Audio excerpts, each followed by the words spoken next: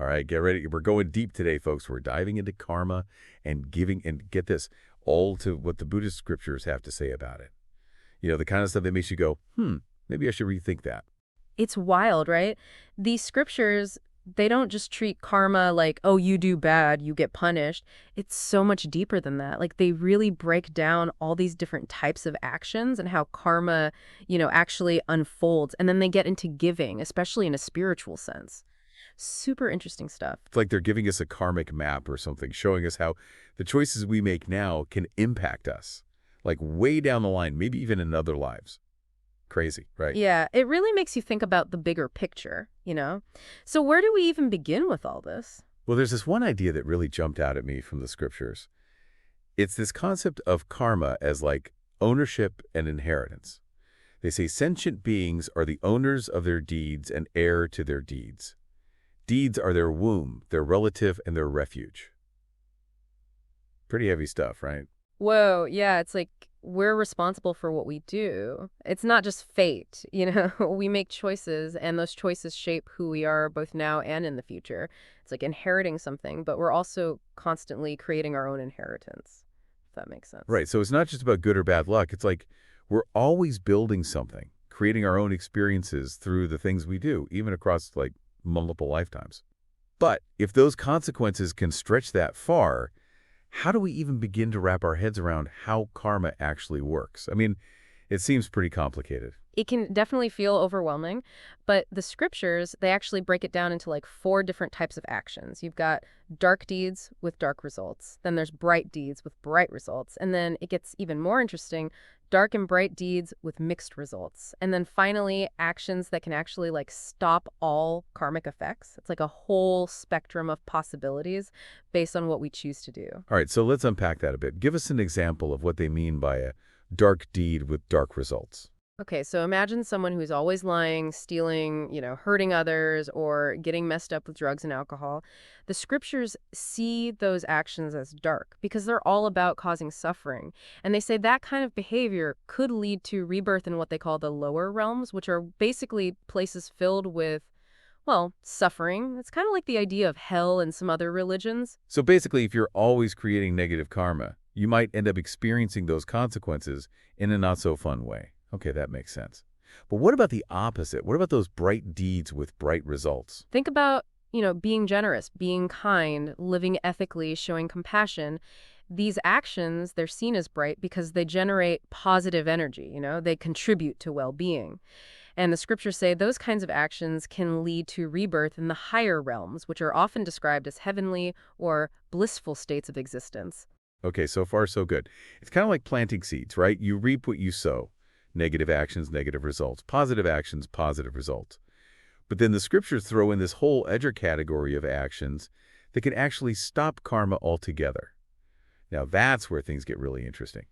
What's that all about? Yeah, that's where it gets wild. These actions, they're all about wanting to go beyond this whole cycle of birth and death, to break free from the limitations of karma. It's not about trying to get rewards in heaven or avoid punishment in hell. It's about like totally liberating yourself from suffering. So it's like instead of playing the karmic game, you're opting out completely. That's a pretty radical concept. But let's be real for a second. Sometimes it feels like good things happen to bad people and bad things happen to good people. If karma is real, how do we explain that? It seems kind of contradictory. Yeah, that's like the million-dollar question, right? And the scriptures acknowledge that, it's not always a straightforward cause and effect situation. The Buddha himself even talked about this. He said that sometimes karmic results, they ripen in this very life, but other times they might show up in future lives. And get this, sometimes karmic seeds can like lay dormant for ages, just waiting for the right conditions to sprout. It's not always a clear-cut A to B kind of thing. So it's like we're all carrying around this invisible karmic baggage from past lives, and that can influence our experiences in ways we don't even realize. It's not just about what we're doing in this life, but about all the stuff we did in countless lives before. Talk about a mind-blowing concept.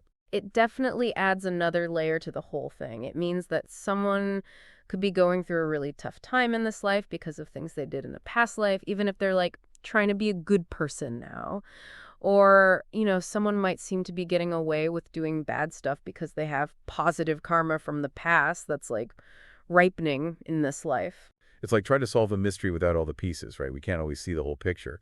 But this idea that we carry these karmic imprints from life to life, it makes you wonder, what can we do to create a better future for ourselves, karmically speaking? That's where giving comes in. And it's not just about random acts of kindness. It's about understanding that even the smallest things we do have the power to shape our karmic destiny. So it's about being intentional, realizing that even small acts of generosity can have ripple effects that we might not even be able to imagine. Exactly. And it's not just about what you give, it's about the heart behind it. The scriptures make a big distinction between giving with selfish motives, hoping to get something back, versus giving with pure intentions, just to be generous and benefit others. So, like, donating to a charity to impress people wouldn't have the same karmic impact as giving from a place of genuine compassion. That's what the texts seem to suggest, yeah. They're saying the quality of our intention really matters. It's about aligning our actions with our deepest hopes for a better future, not just for ourselves, but for everyone. So it's not just about the act itself, it's about the internal state of the giver. That's interesting. And it kind of leads to another question. To whom should we give to create the most beneficial karmic results? That's where this idea of dakhya comes in, which basically means religious donations. The scriptures highlight how powerful it is to support those on a spiritual path, especially the Sangha, which is the Buddhist monastic community. So giving to a monk or a nun would be considered more karmically beneficial than, say, giving to someone who's not on the spiritual path. Why is that? It's like, investing in spiritual growth. The Sangha, they're dedicated to cultivating wisdom and compassion. And by supporting them, you're contributing to the well-being of tons of people who will benefit from their teachings and practice. It's like this ripple effect of positive energy. So it's not about playing favorites. It's about understanding that some people, because of their dedication to spiritual development, they can amplify the positive effects of our generosity. It's like giving a gift that keeps on giving. Exactly. It's realizing that we're all connected and our actions can create a better future, not just for ourselves, but for everyone around us. That's a powerful message. And I think it leads to another key point, the purification of giving. What does that even mean? It's about understanding that the karmic impact of giving can be affected not just by the giver's intentions, but also by the worthiness of the person receiving the gift and how well their intentions align. The scriptures actually outline 4 different ways a religious donation can be purified. Welcome back. It's funny when we were talking about how even the way we give can influence the karmic result, this idea of purification. It really got me thinking. Yeah, totally. I mean, I've definitely donated to charities before and not really felt it, more like I was doing it out of obligation or because everyone else was. So are the scriptures saying that kind of giving isn't as beneficial? That's a really good question. It gets to the heart of what these texts are trying to tell us. They actually lay out 4 different scenarios when it comes to this whole purification thing. First, they say a gift can be purified by the giver, even if the person receiving it isn't really worthy. So say someone gives to a cause, right? They really believe in it. But then it turns out the organization is kind of shady, not using the money the way they said they would. So does that mean the giver's intention, their good heart, still matters? Exactly. That's what the texts emphasize, that a sincere heart, a genuine desire to help, can still create positive karma even if the recipient messes things up. It's about aligning yourself with what you believe in, even if the outcome isn't perfect. Oh, that's actually really comforting to know. But what about the other way around?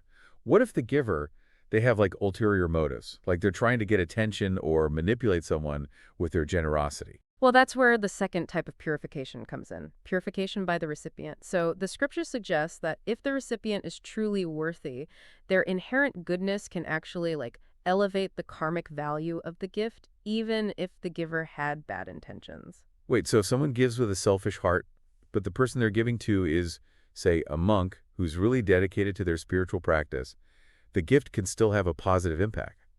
That's pretty amazing. It really speaks to the power of true virtue. It's as if the recipient's pure heart can kind of cleanse the giver's impure intentions.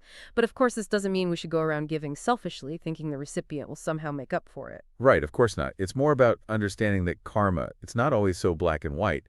But what about when neither the giver nor the recipient is really ethical? They're both kind of shady.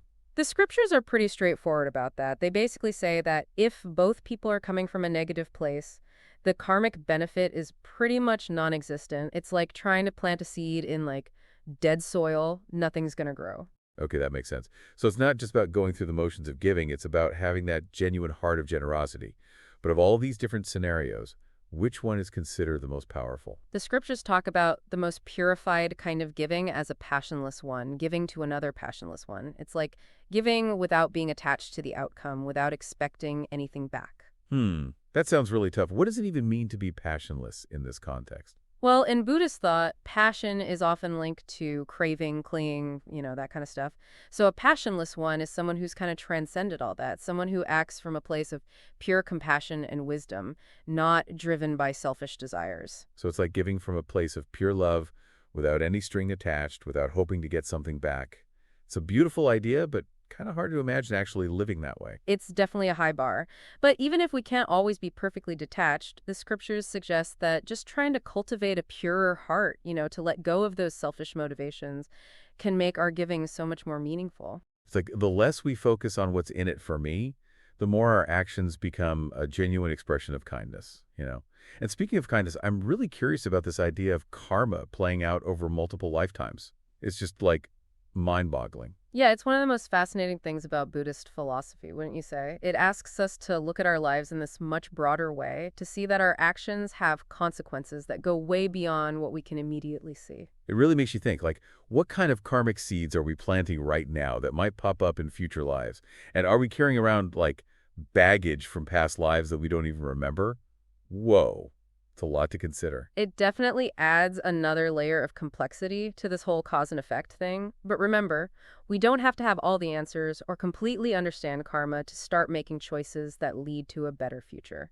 The scriptures give us clear guidance on how to act skillfully, how to cultivate a kind and generous heart, and how to create a more fulfilling life, both now and in the future. So even if we can't see the full karmic picture, we can still choose to do things that are beneficial, knowing that those actions are going to have a positive impact. Exactly. And remember, karma isn't about punishment and reward.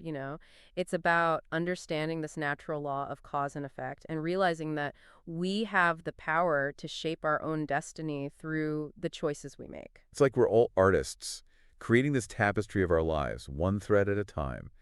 And by understanding karma, we can create a more beautiful and harmonious design. Beautiful analogy. And that brings us back to what we've been talking about today, the power of giving. It's not just a nice thing to do, it's a way to create a better karmic path for ourselves. So it's not about randomly throwing money at a cause or doing random acts of kindness. It's about understanding these principles we've been talking about and actually putting them into practice. Exactly. It's about realizing that everything we do, even the small things, create these ripples that go way beyond what we can see. And by bringing wisdom and compassion to our giving, we can help create a better future for everyone. That's a powerful message to hold on to as we navigate this crazy thing called life. And speaking of complexities, can you tell us about some of the specific karmic actions that the scriptures highlight? What are some of the ones that really stood out to you? So we've been digging into these Buddhist scriptures on karma and giving. And, one thing that's really hit me is how much they focus on understanding the different types of actions and what comes from them. Like they're giving us this detailed map of how karma works. Yeah, it is pretty amazing. They don't just say, like, be good, They get into the specifics, showing us all these little ways our choices can create different kinds of karmic effects. Totally. And you mentioned before that they even give like concrete examples of these actions. I'd love to hear about some of those. What are some things they say are especially impactful, either good or bad? Well, one that comes to mind is, taking a life. They say that's a dark deed with dark results. They say it creates a ton of suffering, not just for the victim, but for the person who did it, too. Makes sense, right? Taking a life has huge consequences.